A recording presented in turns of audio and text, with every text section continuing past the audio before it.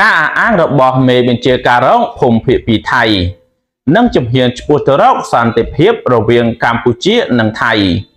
សួស្តីបងប្អូនជាទីមេត្រីសូមស្វាគមន៍មកកាន់កម្មវិធីជជែកវែកញែកអំពីព័ត៌មានថ្ងៃនេះយើងនឹងធ្វើការជជែកវែកញែកទៅលើព័ត៌មានសំខាន់ទាក់ទងទៅនឹងបញ្ហាព្រំដែនកិច្ចព្រមព្រៀងសន្តិភាពរវាងកម្ពុជាថៃ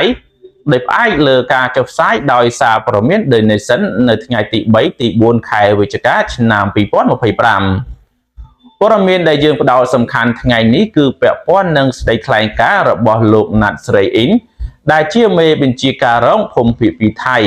នៅក្នុងសិក្ខាសាលាសន្តិសុខព្រំដែនមួយសេចក្តីថ្លែងការណ៍នេះបានគូបញ្ជាអំពីជំរឿនយុទ្ធសាស្ត្រ2របស់ថៃដើម្បីដណ្ដើមយកប្រាសាទតាក្របីរបស់កម្ពុជាព្រមទាំងបានលើកឡើងអំពីសម្ពាធនយោបាយដែលជាហេតុផលនៅពេលក្រោយការចុះហត្ថលេខាលើកិច្ចព្រមព្រៀងសន្តិភាពនៅក្នុងទីក្រុងកូឡាឡាំពួររបស់នាយករដ្ឋមន្ត្រីថៃលោកអានូទីនឆាវីរៈគុលទន្ទឹមនឹងនេះយើងក៏ធ្វើការវិភាគផងដែរអំពីលក្ខខណ្ឌនៃការដោះលែងទាហានកម្ពុជា18រូបដែលត្រូវបានចាប់ខ្លួន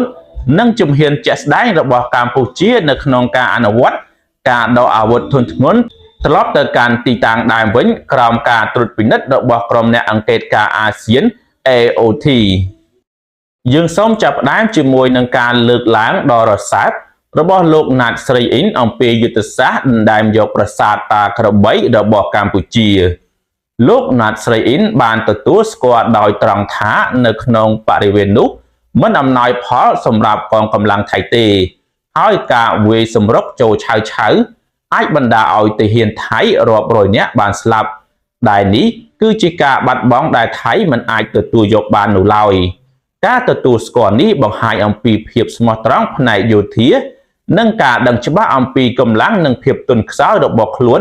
បន្ទាប់ពីបរាជ័យនៅក្នុងសង្គ្រាម5ថ្ងៃកាលពីខែកក្កដាឆ្នាំ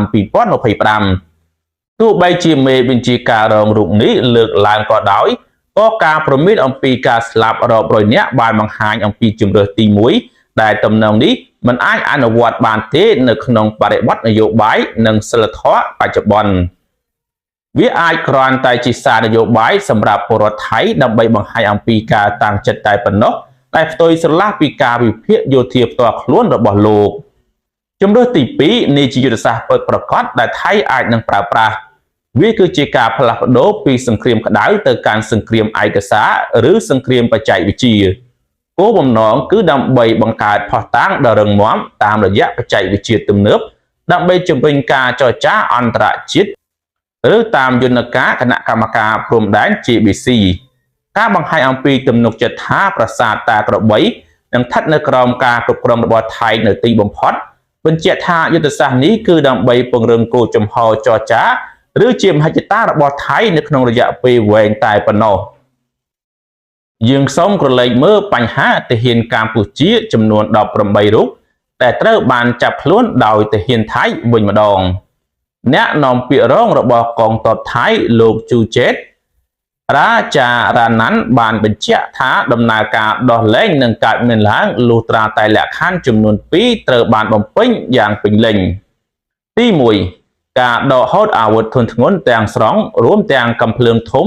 រថក្រោកនិងប្រព័ន្ធរ៉ុកែតទី2ការបោសសម្អាតមីននៅក្នុងតំបន់ដែលបានកំណត់ចំនួន5ថៃអះអាងថាការឃុំខ្លួននេះអនុវត្តទៅតាមអនុសញ្ញាទីក្រុងសឺណាវទី3ដែលតម្រូវឲ្យដោះលែងអ្នកទោសសង្គ្រាមដោយគ្មានការពន្យាពេលបន្ទាប់ពីបញ្ចប់នៃអរិយភាពសកម្មហើយយោធាថៃអះអាងថាចំនួនមិនទាន់បានបញ្ចប់នោះទេប៉ុន្តែទស្សនៈកម្ពុជាជំរុញឲ្យមានការដោះលែងជាបន្ទាន់ដោយលើកហេតុផលថាការបន្តឃុំខ្លួនគឺជាការរំលោភបំពានទៅលើច្បាប់មនុស្សធម៌អន្តរជាតិជាពិសេសចាត់តាំងពីមានបទឈប់បាញ់ដែលត្រូវបានបង្កើតឡើងការទាមទាររបស់ថៃនៅក្នុងការផ្សារភ្ជាប់ការដោះលែងទាហានកម្ពុជាជាមួយនឹងការដកហូតអាវុធធុនធ្ងន់និងការបោសសម្អាតមីនគឺជាយុទ្ធសាស្ត្រនយោបាយយោធាតាមច្បាប់មនុស្សធម៌អន្តរជាតិការដោះលែងគួរតែកើតឡើងភ្លាមក្រោយពីការបញ្ចប់អរិយភាពការភ្ជាប់លក្ខខណ្ឌបែបនេះ អាចជាកម្លាំងចរចារបស់ថៃដើម្បីបង្ខំឲ្យកម្ពុជាអនុវត្តកិច្ចព្រមព្រៀងសន្តិភាពឲ្យបានលឿននិងពេញលេញតាមដែលខ្លួនចង់បានតែប៉ុណ្ណោះវាបង្ហាញថាទោះបីជាមានការចុះកិច្ចព្រមព្រៀងសន្តិភាពក៏ដោយក៏ថៃនៅតែមិនអនុវត្តតាមដដែលយ៉ាងណាមិញទោះបីជាមានភាពតានតឹងជុំវិញការដោះលែងទាហានក៏ដោយព័ត៌មានបានបង្ហាញអំពីជំហានដ៏សំខាន់របស់កម្ពុជានៅក្នុងការអនុវត្តសេចក្តីថ្លែងការណ៍រួមរបស់ទីក្រុងកូឡាឡាំពួរដែលត្រូវបានចុះហត្ថលេខានៅថ្ងៃទី26ខែតុលាឆ្នាំ2025ជាក់ស្ដែងកម្ពុជាបានសម្របសម្រួលជូនក្រុមអ្នកអង្កេតការណ៍អាស៊ាន AOT ចុះត្រួតពិនិត្យការអនុវត្តការកែសម្រួលអាវុធនិងយុទ្ធបកបំផ្លិចបំផ្លាញធនធ្ងន់សម្រាប់ដំណាក់កាលទី1ដែលត្រូវបានបញ្ជូនត្រឡប់ទៅកាន់ទីតាំងដើមវិញស្ថិតនៅក្នុងខេត្តកណ្ដាលអាវុធទាំងនេះត្រូវបានកែសម្រួលចេញពីស្រុកជាំខ្សាន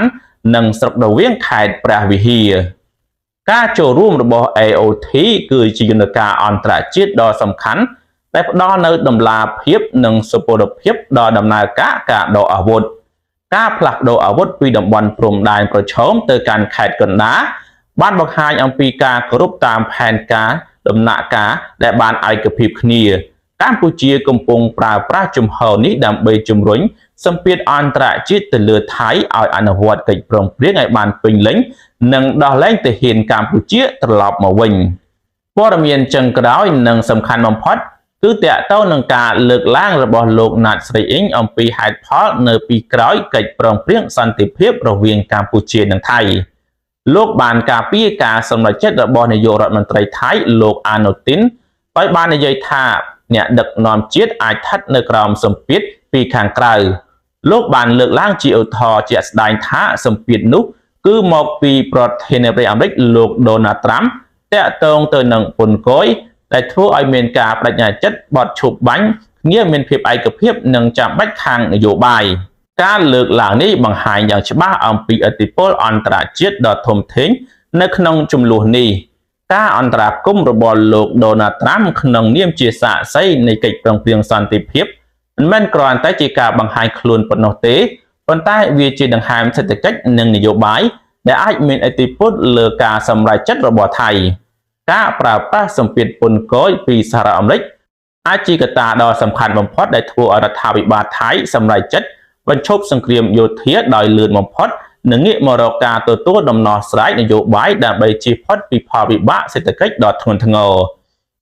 ជារួមស្ថានភាពបច្ចុប្បន្នរវាងកម្ពុជានិងថៃគឺមានលក្ខណៈស្មុគស្មាញបំផុត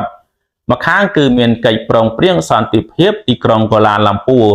ដែលកំពុងស្ថិតនៅក្នុងដំណើរការអនុវត្តជាមួយគ្នា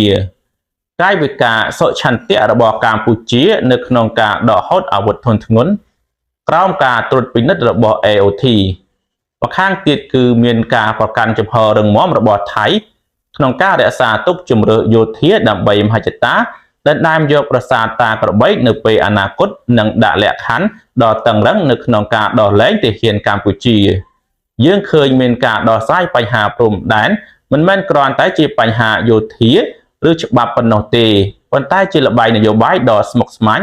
ដែលមានការចូលរួមពីមហាអំណាចដូចជាសហរដ្ឋអាមេរិកក្នុងការស្វែងរកសន្តិភាពពេញលេញតម្រូវឲ្យភាគីទាំងពីរអនុវត្តកិច្ចព្រមព្រៀងដោយស្មោះត្រង់និងបន្ធូរបន្ថយលក្ខខណ្ឌដើម្បីកសាងទំនុកចិត្តឲ្យបានពេញលេញឡើងវិញ